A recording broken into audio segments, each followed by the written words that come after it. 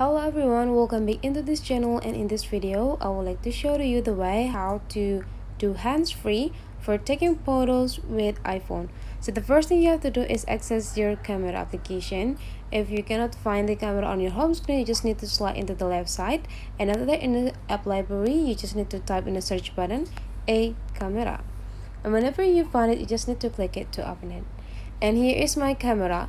So I already in the photo section. Make sure that this photo section right in the middle of the buttons, and whenever you are in a photo section you just need to click this rose part here, and there will be pop up several options that we can use here.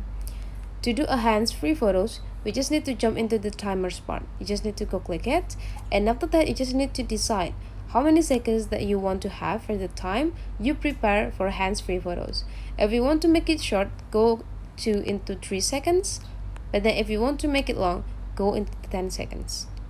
And after that you just need to click the button and wait until the count is complete.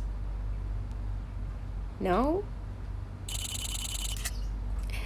your camera is already taking several pictures of you, and that's the way how to do a hands-free photos with your iPhone camera. If you find that this tutorial today is useful for you, don't forget to leave some comment, like, and subscribe into this channel.